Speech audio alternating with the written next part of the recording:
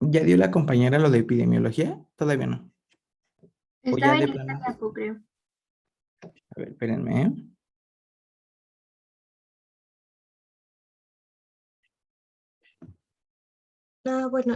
Bueno, como, sí escucharon, la de epidemiología, o quieren que lo vuelva a repetir. ¿Lo podemos repetir nuevamente, doctora, por favor? Sí, no hay ningún problema.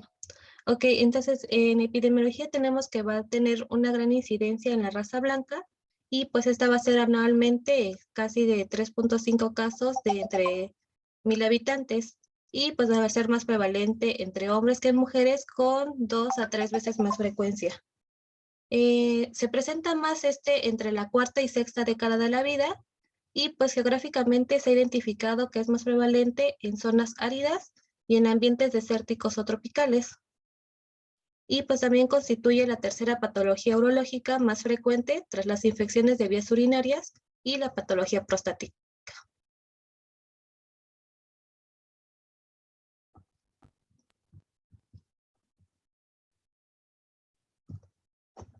Bueno, dentro de los factores de riesgo, estos se van a poder clasificar como dietéticos, no dietéticos o urinarios. Y pues estos también van a variar dependiendo del tipo de cálculo o lito que se encuentre.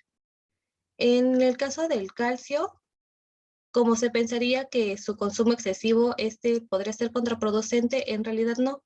Y esto es debido a que puede reducir la absorción intestinal de oxalato dietético, lo cual va a ocasionar una disminución de las concentraciones de oxalato en la orina.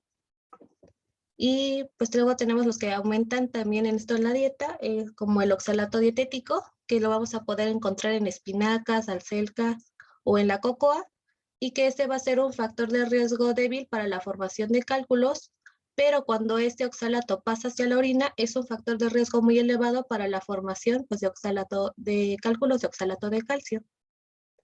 El bajo consumo de agua también incrementa el riesgo de la formación de cálculos debido a que disminuye el volumen urinario, perdón. Y cuando el gasto urinario es inferior a 1 litro al día, el riesgo de esta formación de cálculos al menos se duplica. En el caso de la vitamina C, se asocia con un incremento en el riesgo de la formación de cálculos de oxalato, de calcio, y eso tal vez a la incrementación de las concentraciones de este mismo. Y pues también se ha encontrado la relación en bebidas carbonatadas y entre el mayor consumo de proteínas de origen animal puede causar un incremento de la excreción de calcio así como de ácido úrico. Y el contenido de sodio y sacarosa también van a incrementar la excreción de calcio, por lo cual van a ser factores importantes. Dentro de los factores no dietéticos también vamos a tener a la edad, al grupo étnico y antecedentes familiares.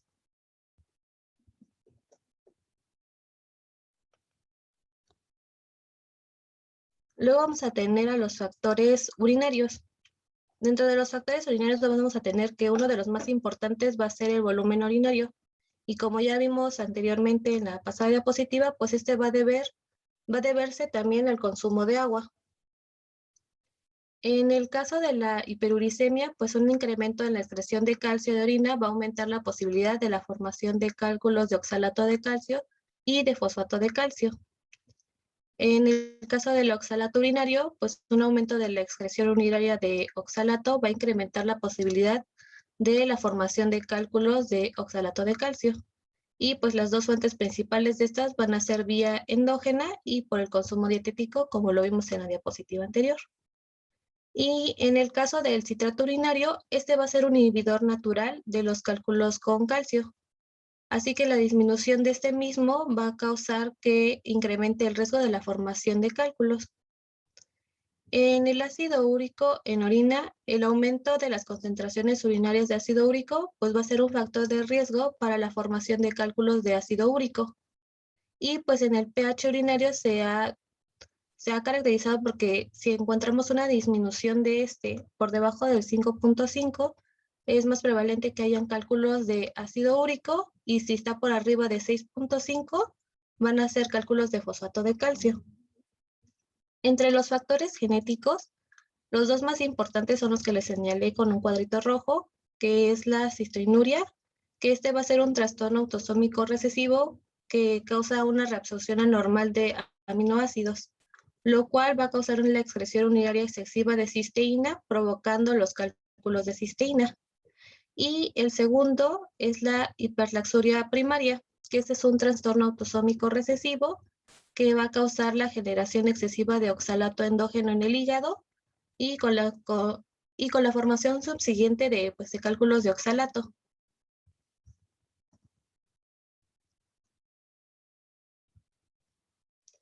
También se encuentran patologías que están asociadas a la formación de la litiasis y pues cada una de estas, como pueden ver a través de la tabla, son diversas patologías las que se encuentran relacionadas y pues estas mayormente se van a deber a un incremento de la secreción de calcio, como lo podemos ver con el hiperparatiroidismo, que un aumento de la PTH pues nos va a causar una elevada excreción de calcio y por lo tanto una hipercalciuria. Y también tenemos la litiasis secundaria a fármacos, como puede ser la acetalamida, el tauripano y la vitamina C, como ya lo vimos anteriormente, que igual llegan a ser demasiado frecuentes.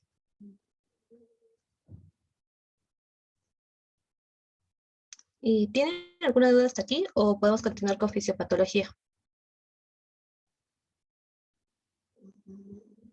No, muchas bien.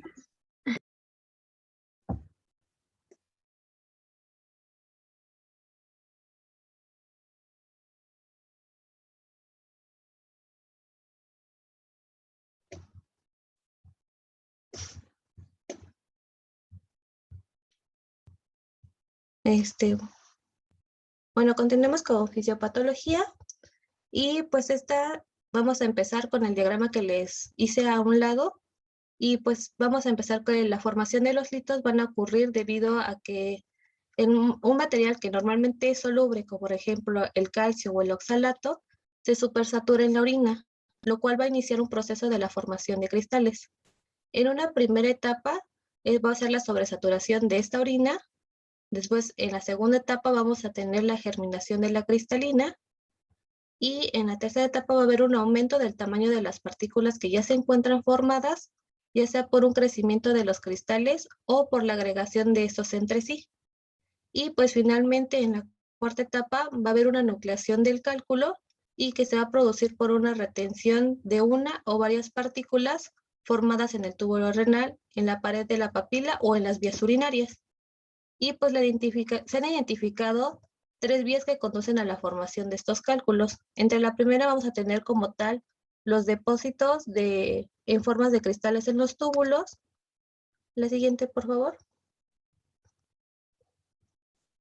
Vamos a tener de ahí el sobrecrecimiento de las placas intersticiales de apatita.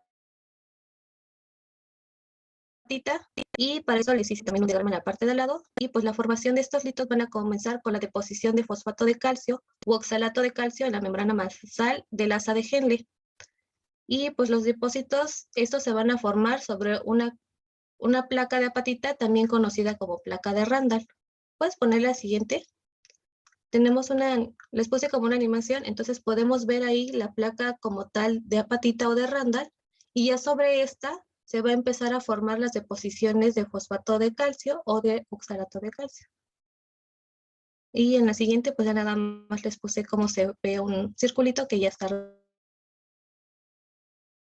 redondo.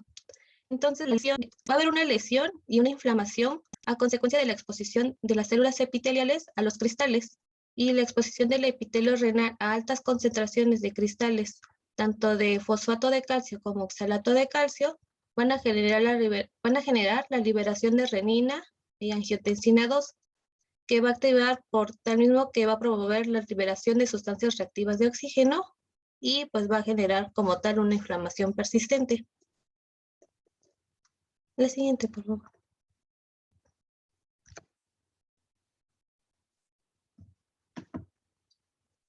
Y bueno, ahí podemos observar la siguiente, que es la cristalización libre de soluciones. Y esto se va a deber a un aumento del calcio, del oxalato de fosfato, del ácido úrico, de la cisteína, y pues también va a ser prevalente una disminución de la diuresis.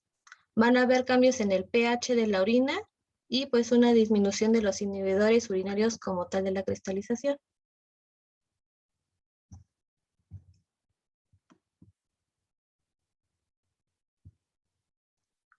Entre los tipos de litos, los más frecuentes van a ser los de oxalato de calcio, que se van a encontrar entre un 55 a un 60%. Y pues estos, así como los de fosfato de calcio, que se encuentran del 10 al 15%, van a tener ciertos factores de riesgo que van a ser las elevadas concentraciones de calcio en orina y pues también las concentraciones elevadas tanto de oxalato. En el caso de los litos que van a ser de ácido úrico, los principales factores de riesgo para estos cálculos van a ser un pH urinario bajo persistente y una elevada concentración de ácido úrico. Y el pH urinario es la influencia predominante en la solubilidad del ácido úrico. Por tanto, en base a la prevalencia de la formación de los cálculos de ácido úrico, se incluye un incremento del pH urinario. Luego tenemos a los cálculos de struvita, que también son conocidos como cálculos por infección o cálculos de triple fosfato, y que estos se van a formar cuando ocurre una infección de vías urinarias altas con bacterias productoras de urea, como son el Proteus mirabilis, la Klebsiella pulmonae o algunas bacterias de Providencia. Luego tenemos a los cálculos de cisteína, que van a estar relacionados con algunos factores genéticos, como vimos en la cisteinuria, y pues al ser poco soluble esta cisteína, va a ocasionar la formación de los cálculos de cisteína. Y finalmente tenemos aquellos que están producidos por drogas, y pues estos van a ser por compuestos de fármacos como es el aciclovir, el indavir o el triametrón, pero son menos frecuentes. Y muchos de estos cálculos van a ser una mezcla de un tipo de cristales, por ejemplo, que sean de oxalato de calcio y de fosfato del calcio. Es muy raro que sean nada más de un solo tipo.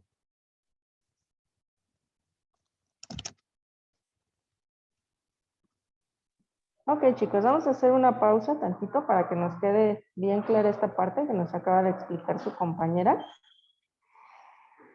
Algo que debemos tener bien claro es que los cálculos urinarios pues van a ser agregados policristalinos, los cuales van a estar compuestos pues de cantidades variables, tanto de cristaloides como también de matriz orgánica. Ya nos explicó la doctora las teorías, sin embargo algunas de ellas están incompletas, pero bueno, pues están descritas en la literatura. Y bueno, la formación de cálculos, por lo general, pues va a requerir que la orina esté supersaturada. ¿Y de qué va a depender que esté supersaturada? Una, del pH urinario. Dos, pues de la fuerza iónica. Otra es la concentración de solutos, así como también pues la complejidad. Entonces, que tenemos nosotros en la orina pueden cambiar dependiendo de algunos estados fisiológicos. Por ejemplo, la primera orina de la mañana, por lo general, más o menos ácida. Y ya conforme va pasando el tiempo, después de que nosotros realicemos las comidas, puede tender a ser alcalino. Bueno, también la fuerza iónica pues va a estar determinada por la concentración también relativa de estos iones. Y a medida que la fuerza de estos iones se incrementa, pues se va a reducir el coeficiente de actividad. Cuanto mayor sea la concentración, es más probable que estos se precipiten. Acuérdense que a concentraciones bajas de iones van a producir menor saturación y va a haber una mayor solubilidad de estos. Y bueno, a medida que estas concentraciones van aumentando, el producto de su actividad, hay un punto específico que se llama producto de solubilidad. Y bueno, cuando las concentraciones de estos iones superan este punto, van a ser metaestables. ¿Qué quiere decir esto? Que bueno, pues van a iniciar tanto el crecimiento de cristales como la nucleación heterogénea. Hasta aquí no sé si hay alguna duda o alguna pregunta con respecto a esto. No, doctora. No, doctora, ninguna. Ok, chicos.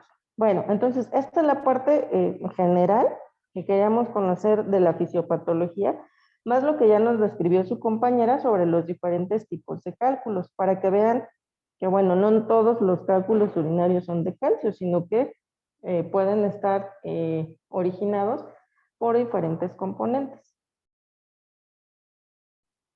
Continuamos, doctora, por favor. Sí, doctora, gracias. Bueno, ahora vamos a empezar con el cuadro clínico.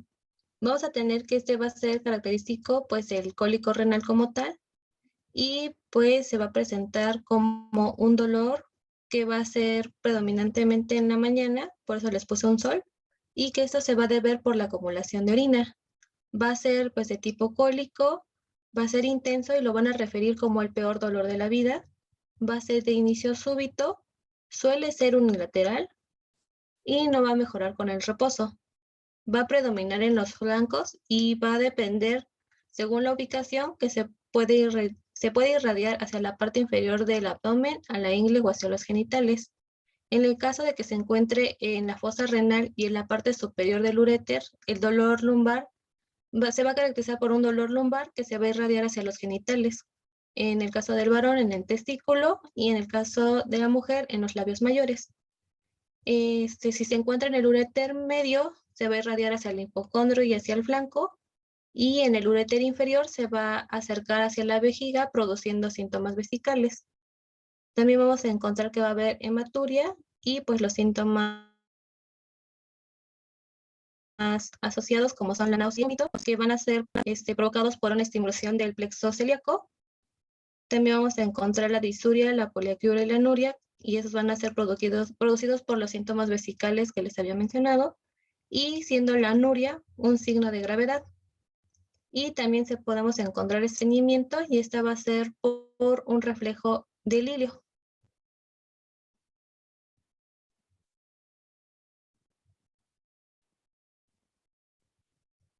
En el diagnóstico vamos a tener que por parte de laboratorios van a ser importantes el ego, la creatinina, el ácido úrico, el calcio, sodio, potasio y una biometría hemática. Y estos van a ser para también descartar alguna infección de vías urinarias que se encuentren presentes, y también puede indicarse la concentración de hormona paratiroidea en caso de que se encuentren concentraciones elevadas de calcio tanto en orina como en suero. Y pues también el ego nos va a servir como un examen para ver la sedimentación que hay de la orina y mostrar eritrocitos o leucocitos.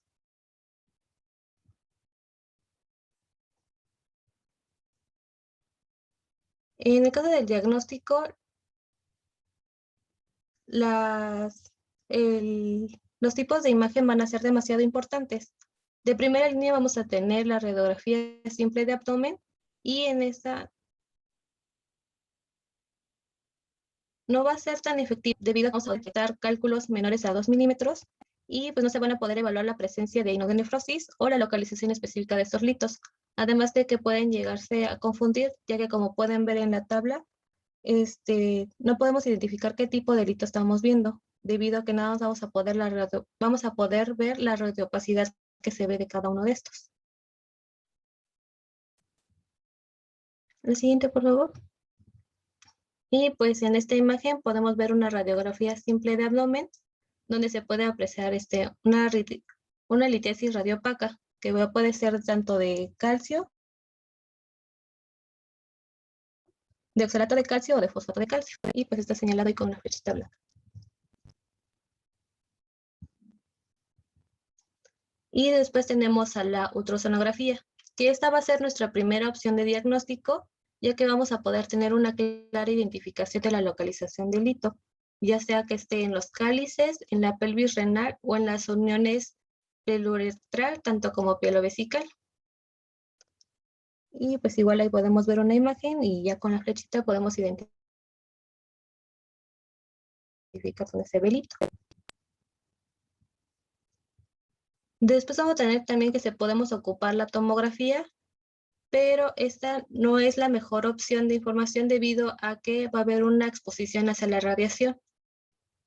Y pues también podemos identificar el tamaño del lito, su localización precisa, y pues como les menciono, la desventaja de esta va a ser que va a haber una exposición a la radiación. Y pues igual con la flecha podemos ver una tomografía que se va a encontrar en un lito ovalado ubicado en la unión uretropiélica del lado izquierdo.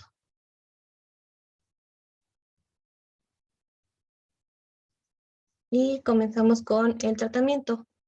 El tratamiento se debe de iniciar con AINES por vía intravenosa para el control de dolor en pacientes con dolor cólico, y pues el diclofenaco va a ser nuestra primera opción, que van a ser 75 miligramos intravenoso, y como segunda opción el metamizol sódico 2 gramos intravenoso.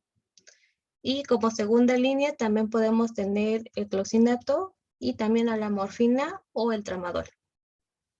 En caso de que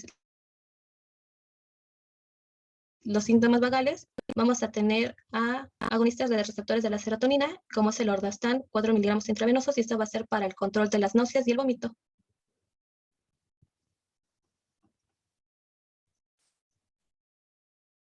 Y también vamos a tener medicamentos expulsivos, como son los bloqueadores alfa, y que se va a recomendar el uso de tamoxifeno al 0.4 miligramos por día. Y pues el mecanismo de acción de va a ser actuar inhibiendo el tono basal, la frecuencia de las ondas peristálticas y la contracción intramural del uréter, facilitando así pues la expulsión del hito.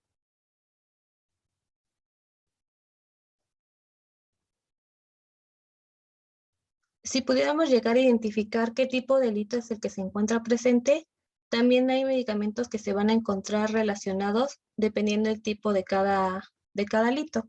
En el caso de los de oxalato de calcio, se pueden administrar diuréticos tiacídicos y principalmente la hidroclorotiazida y la clortalidona, ya que estos actúan incrementando la reabsorción de calcio en el túbulo renal distal mediante una disminución del volumen extracelular del túbulo renal proximal, lo cual va a disminuir el calcio excretado por la orina. En el caso de que sean de ácido úrico, se inicia principalmente un plan de alcalinización de la orina mediante cambios dietéticos, y si estos no reducen, entonces se va a hacer el uso de inhibidores de xantina oxidasa, como es el halopuridol, y pues se van a ocupar de 100 a 300 miligramos al día. En el caso de estos que sean de cisteína, la atropina es el fármaco preferido para su perfil de efectos secundarios que llevan de manera covalente, que se van a unir de manera covalente a la cisteína, y pues se va a ocupar de una dosis inicial de 400 miligramos al día. También vamos a tener los de citrato de potasio, que estos van a incrementar el pH urinario. Y pues finalmente tenemos a los de estrubita, que esto se va a ocupar el ácido acetohidroxámico, que va a ser de 250 miligramos 2 veces al día. Y este va a ser un inhibidor de la ureasa, debido a que, pues, como ya hemos visto anteriormente, las principales de estos tipos de litos van a ser producidos por bacterias productoras de ureasa. Siguiente, por favor. Y pues aquí nada más les puse una tabla donde podemos ver los medicamentos que les acabo de mencionar anteriormente. Y pues igual aquí tienen los efectos secundarios y las dosis para que sea más fácil. Y bueno, también vamos a tener que el tratamiento, o sea que podemos dejarlo como tal espontáneamente, va a ser cuando este lito sea menor a 4 milímetros, y el 80% de estos van a ser depurados. Y pues tenemos que esperar un periodo de 3 a 4 semanas para que este sea expulsado, y si pasa mayor este tiempo, te vamos a tener que interferir de otra manera. La guía de práctica clínica es la que nos recomienda la tablita que pueden ver a su derecha, que lo va a dividir como en tipo 1, 2, 3, 4A y 4B. Y pues esto va a depender del tamaño que tengan por centímetros cúbicos. Y pues las principales dos opciones que se van a tener va a ser la litrotripsia extracorpórea por ondas de choque, y pues de ahí vamos a tener la cirugía renal percutánea o una cirugía abierta. Siguiente, por favor.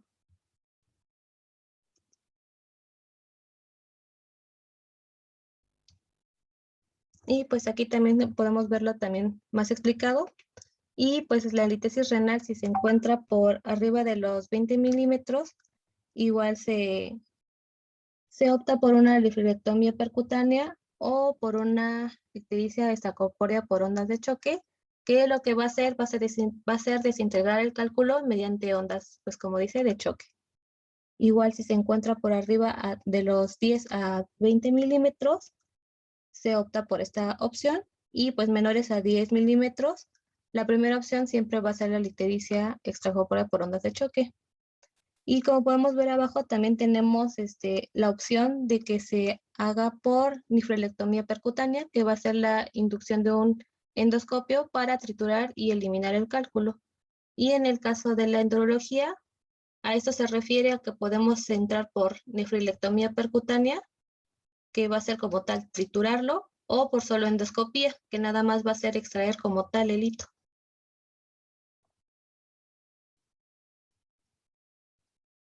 Y comenzaríamos con hidronefrosis. No sé si hay alguna duda o quiere agregar algo más, doctora. Por favor. Ok, chicos, ¿alguien tiene alguna duda o algún comentario que quiera aportar en el tema de litiasis?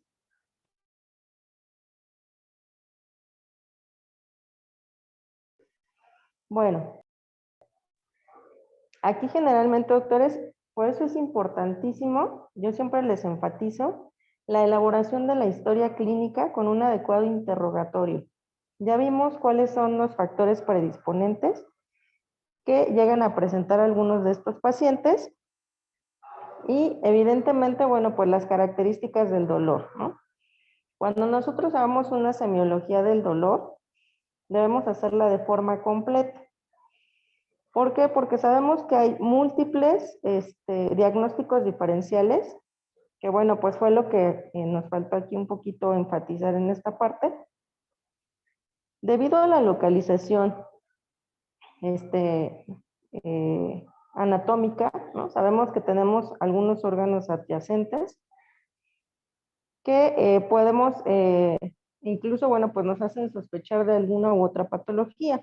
Como ya nos había dicho su compañera, dependiendo de la localización o de dónde se encuentre el cálculo, va a haber pues evidentemente una distensión en la parte proximal y esto va a generar dolor. Esto pues se conoce como un dolor tipo cólico, que generalmente pues va a ser causado por la distensión tanto del sistema colector o el ureter. Y evidentemente, bueno, pues la principal etiología de esto es la obstrucción, que es el mecanismo por el que se desencadena toda la sintomatología.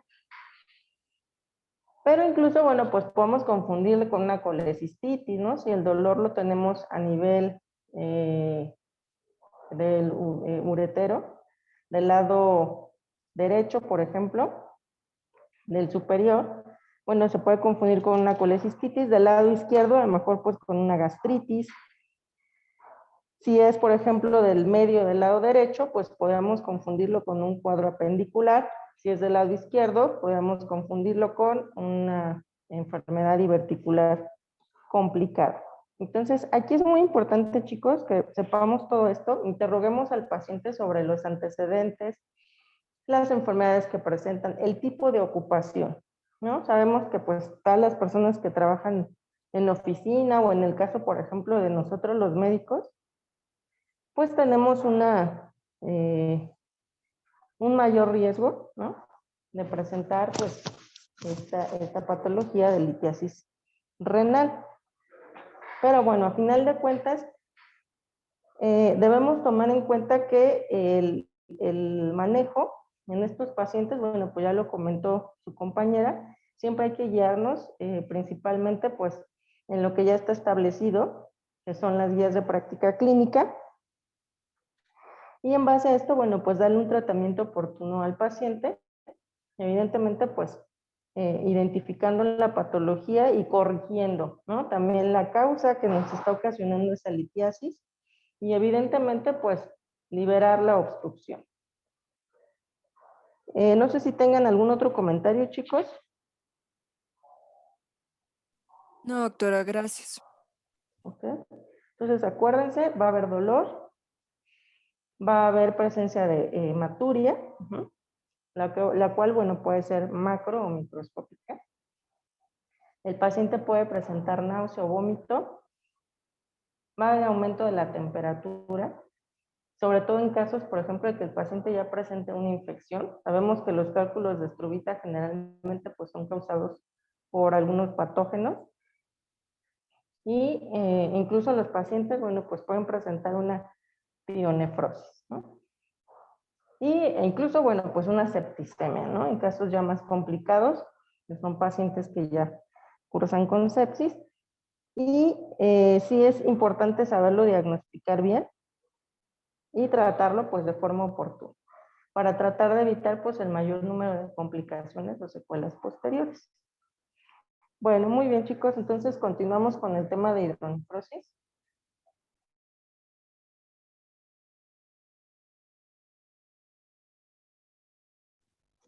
Bueno, continuamos con hidronefrosis. El siguiente, por favor.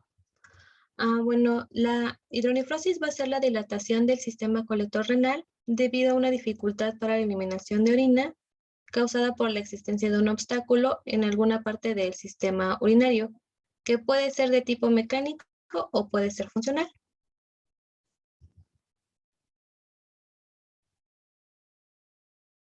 En epidemiología vamos a tener que va a tener una incidencia de 1 en cada 1500 globalmente y de igual va a ser más prevalente en hombres de 2 a 3 veces más.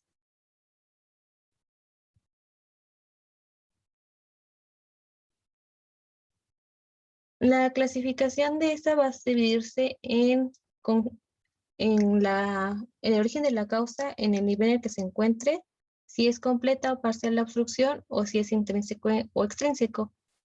En el caso de la causa que sea congénita, vamos a tener unas valvas ureterales posteriores, que esta va a ser una anomalía que se produce cuando las válvulas ureterales, que van a ser pequeñas hojuelas de tejido, van a presentar una abertura estrecha en forma de hendidura, lo cual va a impedir la salida de la orina y va a provocar un reflujo de esta misma. También vamos a tener que es muy frecuente, como lo pueden ver en la imagen de la derecha, que es la obstrucción de la unión pielo-ureteral, que se va a definir como una alteración en que va a haber un flujo urinario disminuido debido a que se va a encontrar esta obstrucción, habiendo un aumento de la presión y pues presentándose la hidronefrosis. También tenemos adquiridas, como lo vimos anteriormente, que van a ser las obstrucciones por cálculos. Y pues dependiendo del nivel en que se encuentre, este puede ser superior o inferior, ya sea del uréter hacia arriba o de la vejiga hacia abajo. Y también van a ver entre las que se van a encontrar como completas o parciales, las más comunes, el signo más común de las completas es que va a haber anuria, y en las parciales va a ser un diagnóstico un poco difícil debido a que se van a encontrar muchas patologías relacionadas. Y en el caso del intrínseco, este va a surgir dentro del tracto urinario, como lo puede ser un lito, y entre los extrínsecos, eso se va a encontrar por fuera del tracto urinario, por el ejemplo, un tumor.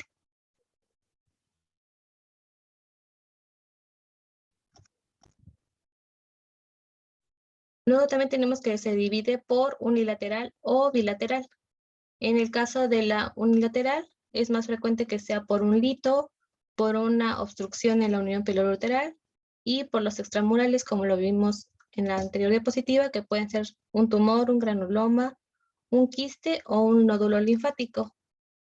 Y en el caso de la bilateral, van a ser por obstrucción de la salida de la vejiga, como puede ser una hiperplasia prostática benigna, un cáncer de próstata o la estenosis ureteral. Y también puede ser provocada por la obstrucción uretral de la entrada de la vejiga, como puede ser ocasionada por el cáncer cervicouterino, de igual manera por el cáncer de próstata, y en el caso de una fibrosis retroperitoneal, esta puede ser idiopática o por medicamentos como puede ser la metildopa, los betabloqueadores y el haloperidol. Y en el caso del embarazo, este va a ser por una cuestión fisiológica y se va a relacionar con los altos niveles de progesterona.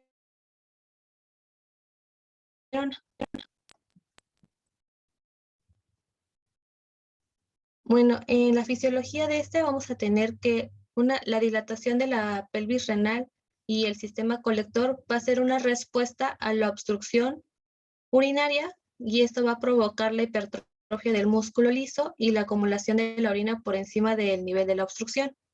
La presión va a generar una activación del eje renina-angiotensina con una liberación de angiotensina 2 que va a provocar la vasoconstricción pre y postglomerular y por consiguiente las caídas del flujo sanguíneo, así como va a haber liberación de citoquinas y la producción de especies reactivas de oxígeno que van a atraer a monocitos y a macrófagos y esos van a provocar una inflamación sostenida, liberando citoquinas como puede ser el factor de crecimiento transformante beta y el factor de necrosis tumoral alfa.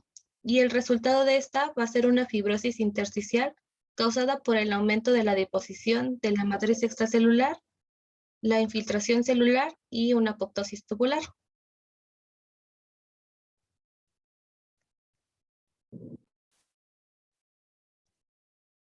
Y pues como cuadro clínico vamos a tener que en los recién nacidos es más frecuente que se presente una masa abdominal palpable y esto va a ser debido a la obstrucción. También va a haber un dolor en el flanco o abdominal, que este puede llegar a ser intermitente y que también va a empeorar. Y pues los síntomas acompañantes que vamos a encontrar va a ser las náuseas, el vómito y la hematuria en caso de que se encuentren cálculos renales.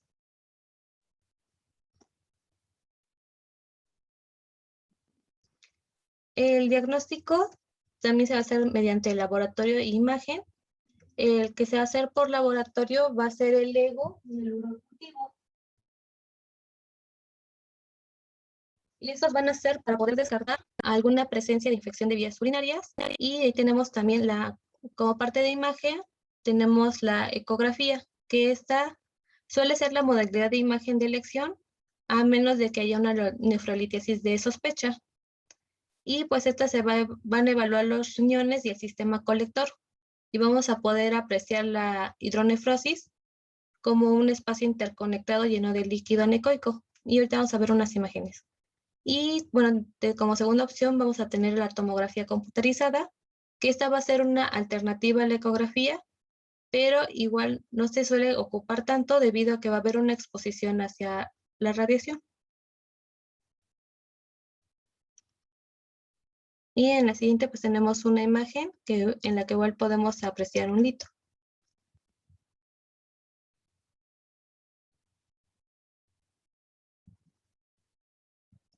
Y pues aquí vamos a tener la clasificación, pero esto la vamos a poder apreciar mejor en la siguiente diapositiva, que es una imagen. Bueno, entonces tenemos que el grado 0 va a ser un riñón normal, que va a ser con un complejo de seno central homogéneo y no van a haber separaciones. Luego tenemos al grado 1, que lo pueden encontrar ahí como mild, y que van a ser las separaciones de los ecos del seno renal de configuración ovoidea. Va a haber una continua ecogénico en la periferia del seno todavía. Y en el caso del grado 2, va a haber una separación de los ecos del seno central de configuración redonda. Los cálices se van a encontrar dilatados y van a estar todavía conectados a la pelvis renal. Y va a continuar ecogénico la periferia del seno. Y finalmente tenemos el grado 3, que va a haber un reemplazo de la mayor parte de las porciones del seno renal y va a haber una discontinuidad ecogénica de la periferia del seno. Como lo podemos ver igual, pues ya no se logra apreciar como tal la periferia.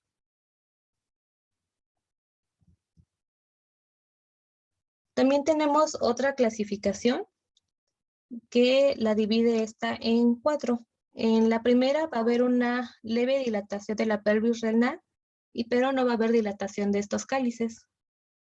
En la segunda va a haber una dilatación moderada de la pelvis y con una leve dilatación de los cálices. En la tercera va a haber una dilatación importante como tal de la pelvis y los cálices, pero el parénquima renal se va a encontrar conservado. Y pues en la cuarta podemos ver que va a haber un adelgazamiento de ese parénquima renal y una dilatación muy importante de la pelvis, así como de los cálices.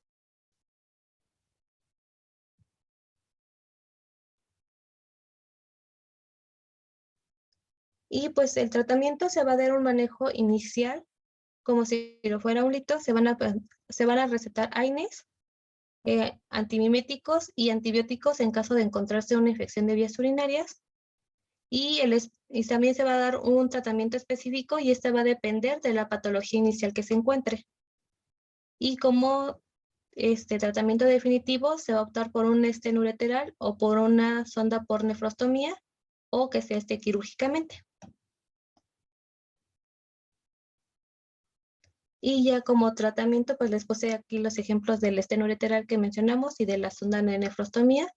El stent va a ser una sonda que va a permitir drenar del uréter hacia la vejiga y en el caso de la sonda por nefrostomía nos va a permitir que la orina bloqueada salga del cuerpo mediante una bolsa de recolección.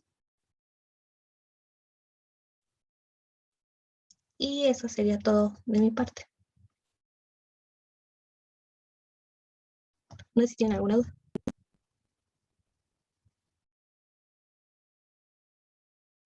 No, todo bien.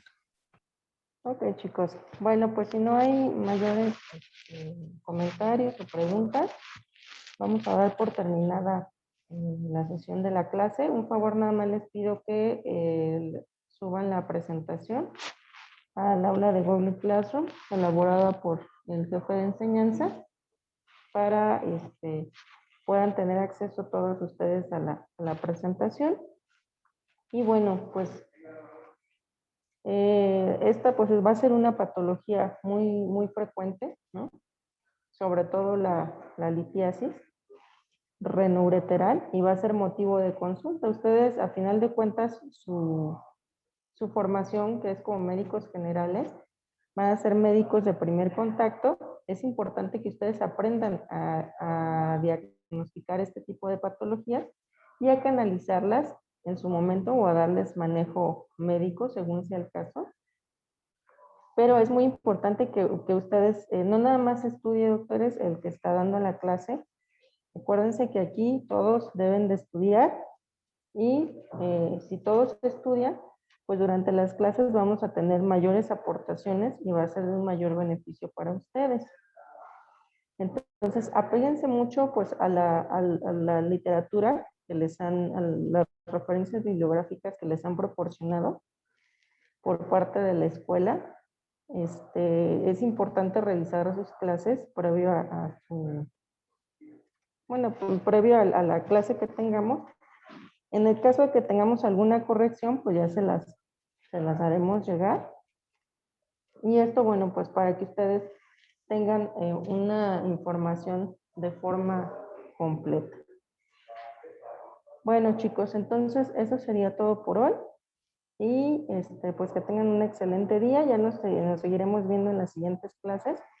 Por favor, el que esté asignado a la siguiente clase conmigo, necesito que me contacte para que pues ya yo pueda revisar su clase con anterioridad y si había algo que completar, pues hacerlo de forma oportuna. Muy bien, chicos, que tengan un excelente día y nos vemos pronto. Gracias, doctor, igualmente. Gracias, doctor. Hasta luego. Hasta luego.